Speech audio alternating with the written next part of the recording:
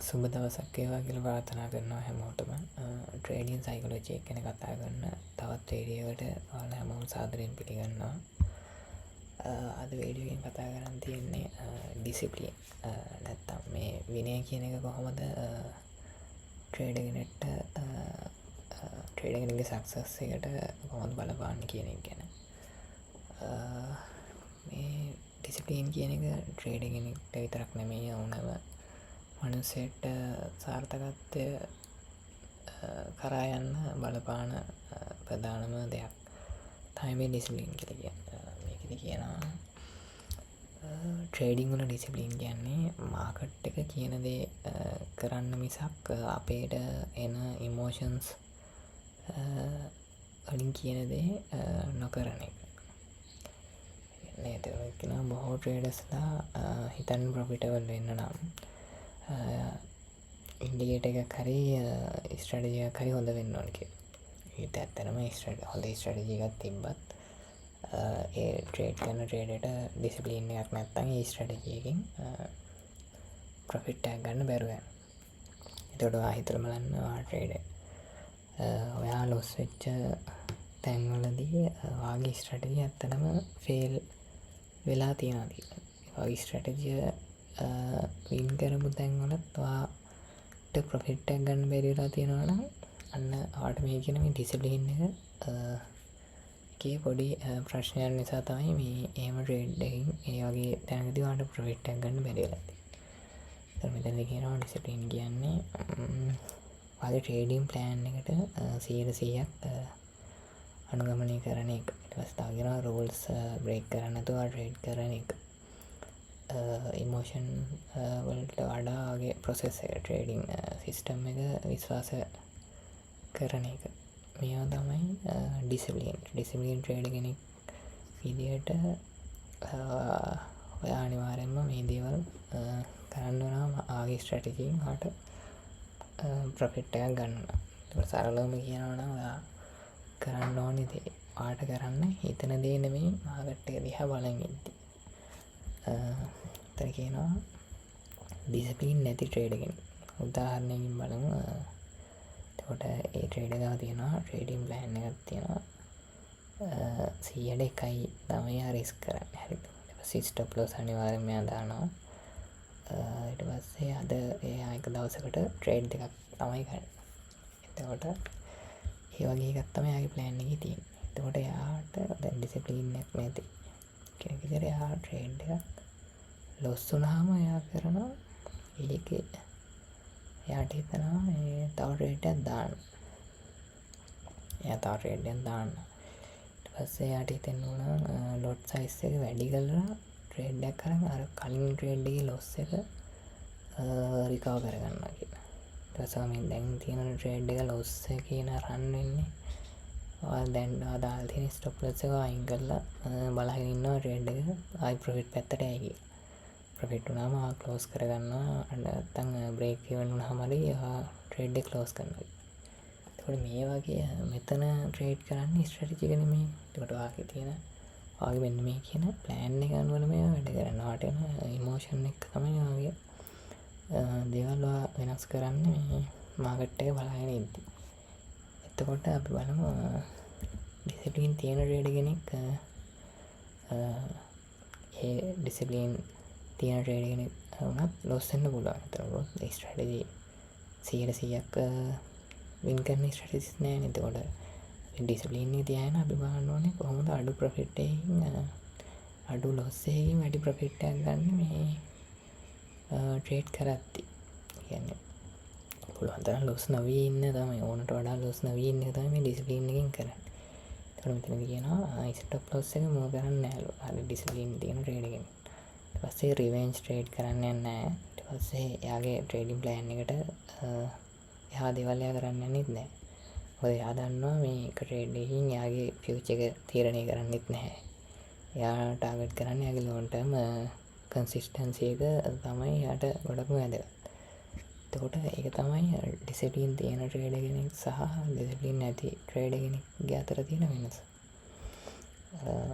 එතකොට ඩිසිප්ලින් කියන එක නැති වුණාම මොනවද වෙන්නේ කියලා බලමු.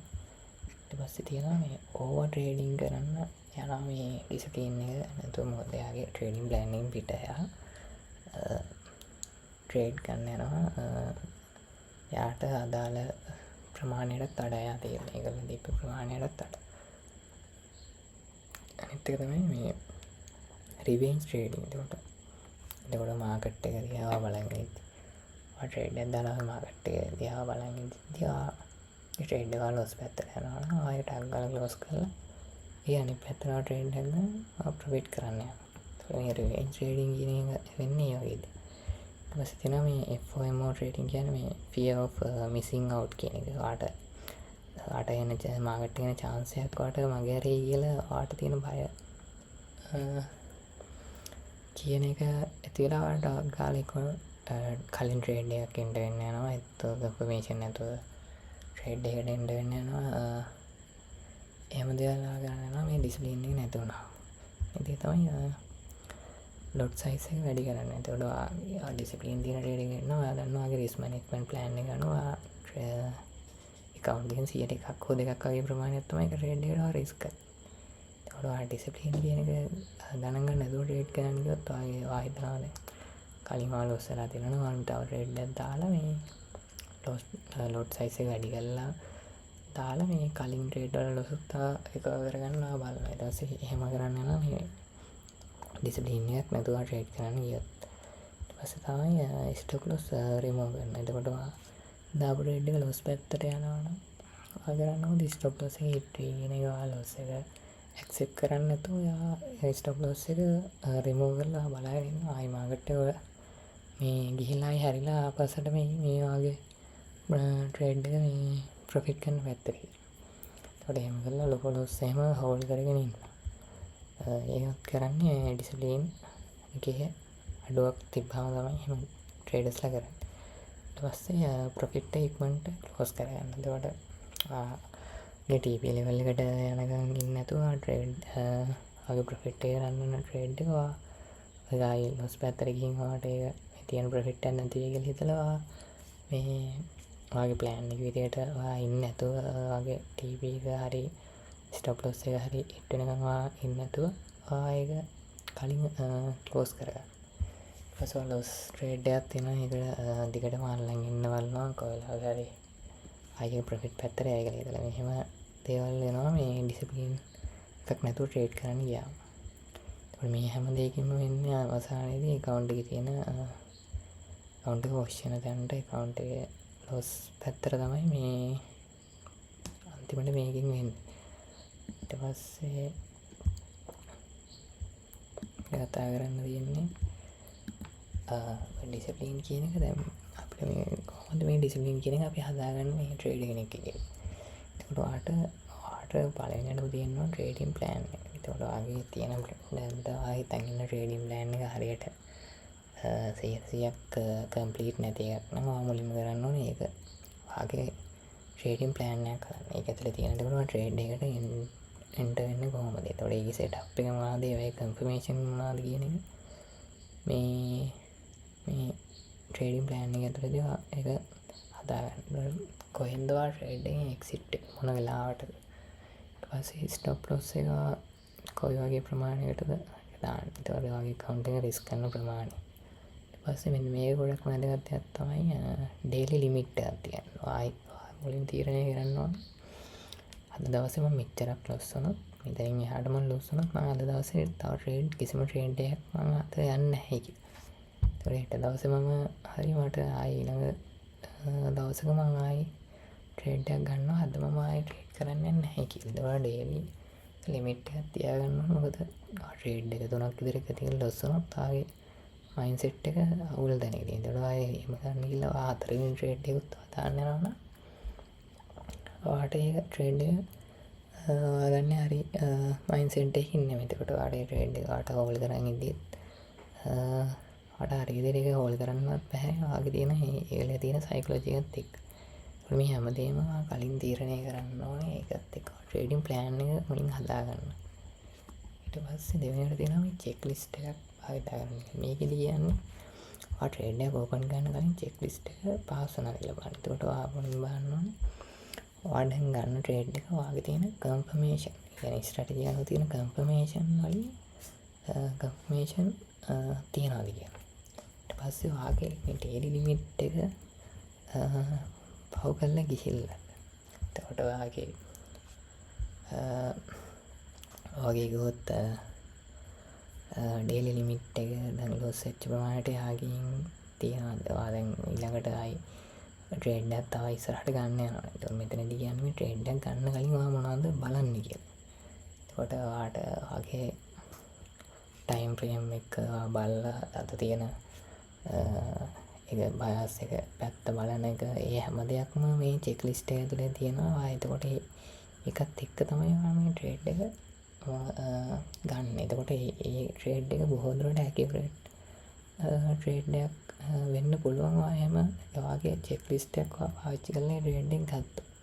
එතකොට ඔයා බලන්න ඕනේ නිවුස් තියෙන ටයිම්, ඒ ටයිම් එක බලන්න ඕනේ. එතකොට ඔයා ගන්න ට්‍රේඩ් එක ඒ හැම දෙයක්ම මේ චෙක් ලිස්ට් එක ඇතුළට ඔයා දාගන්න ඕනේ. මේ මාකට් එකට එන්ටර් වෙන්න කලින් ඒක මුලින්ම මේ බලන්න ඕනේ අනිවාර්යෙන්ම. ඊට පස්සේ තවයක් තමයි ෆික්ස් රිස්ක් එක භාවිතා කරන්න. ඒකනවා හැම ට්‍රේඩ් එකකටම එකම රිස්ක් පර්සන්ටේජ් එකක් ගන්න. ඒකට ඔයාගේ රිස්ක් මැනේජ්මන්ට් වගේ account balance එකත් එක්ක රිස්ක් මැනේජ්මන්ට් එක බැලුවොත් හිතනවා තීරණය කරනවා හරි මගේ account balance එක මම 100% තමයි එක ට්‍රේඩ් එකකට රිස්ක් කරන්නේ. එතකොට හිතන්න දැන් ඔයාට බලන පළවෙනි ට්‍රේඩ් එක. එතකොට ඔයාගේ account එකේ මේ ට්‍රේඩ් එක ලොස් වෙනවා. ඔයාලා හිතන්න දැන් ඩොලර් 100ක් තිබ්බ account එක දැන් ඔයාලා තියෙන ඩොලර් 98යි තියෙන්නේ. එතකොට ඔයා පළවෙනි එක 100 දෙකක් රිස්ක් කරලා ට්‍රේඩ් එක ගත්තා. එතකොට ඒක ලොස් වුණාම ඩොලර් දෙකක් වගේ කැපිලා දැන් තියෙනවා 98යි. එතකොට ඔයා බලන්න ඕනේ 98ට 100ට දෙකක් තමයි ඔයා කැල් කරන්නේ. ඒ ප්‍රමාණය තමයි ඔයාගේ ස්ටොප් ලොස් එක විදිහට දාන්න ඕනේ. ඊට පස්සේ ඒ රේට් එක ලොස් වුණා කියලා හිතන්න. එතකොට ඒ එන ගාන ඉන්නේ ඊට වඩා අඩු ගානක්. එතකොට ඒ ප්‍රමාණයට 100ට දෙකක් බලලා තමයි ආයෙත් ට්‍රේඩ් එකක් ගන්න. එහෙමයි අර රිස්ක් පර්සන්ටේජ් එක තියාගන්න එක තමයි මේ එතනට වටින්නේ ඒක තමයි. එතකොට ට්‍රේඩින් ජර්නල් එකක් අනිවාර්යෙන් තියාගන්න නම් හොඳයි. මොකද ට්‍රේඩ් එකට එන්ටර් වෙන්න කලින් ඒක ආගේ ඉන්ෆර්මේෂන් ගැන මුලින්ම ඒක මාක් කරගන්න. මේ කන්ෆර්මේෂන් නිසා තමයි මේ ට්‍රේඩ් එක ගන්න කියලා. ඊපස්සේ ට්‍රේඩ් එක ඉවර වුණාම තාට කරන්න දේවල් ඒවාගේ ට්‍රේඩින් රූල්ස් එක ෆලෝ කරලා තියලා බලන්න ඕනේ.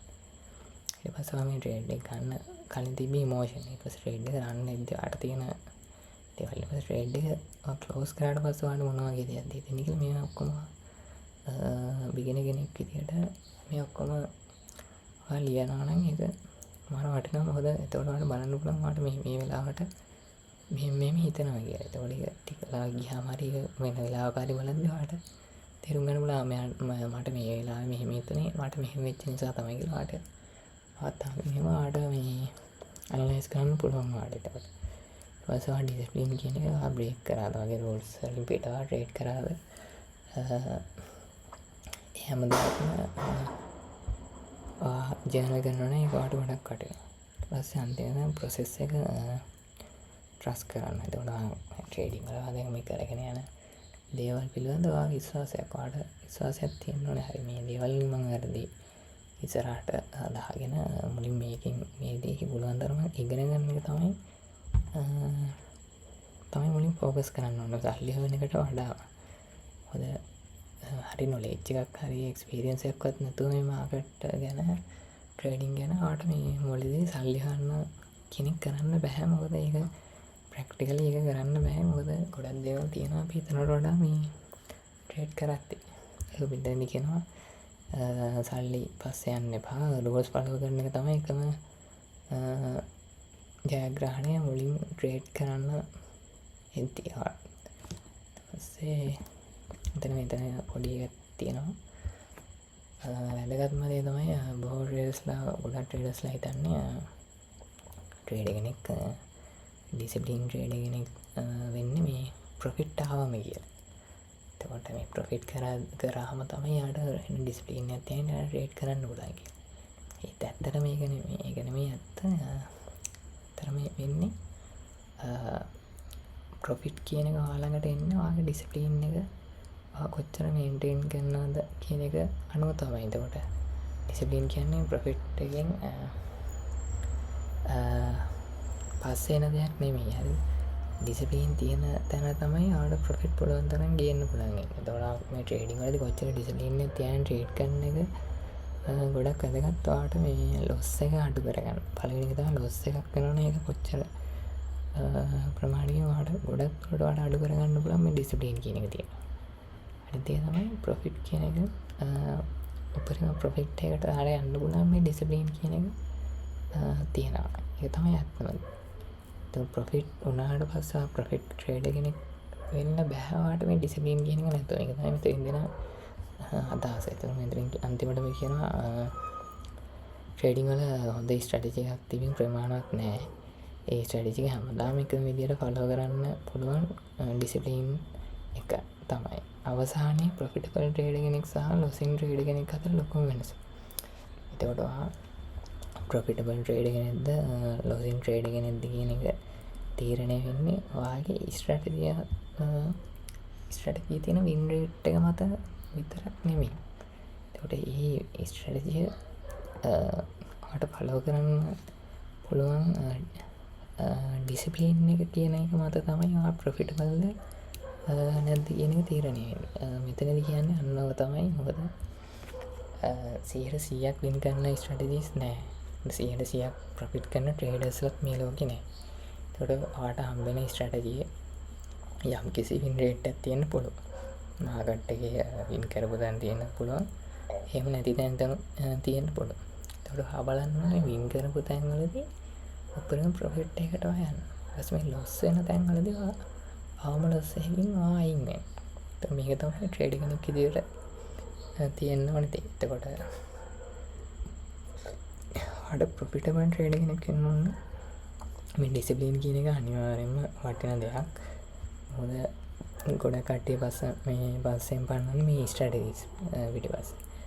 නැත්නම් ඩිසිප්ලින් කියන එක හදාගන්න ගොඩක් ට්‍රේඩර්ස්ලා බලන්නේ නැහැ. මොකද ඒක යාලට තේරෙන්නේ නැහැ මේ ඒගොල්ලෝ ඒ කරන වැරදි. මේ මුලින්ම බලන්න මේ කියන දේවල් වලට වෙලා තියෙනවද?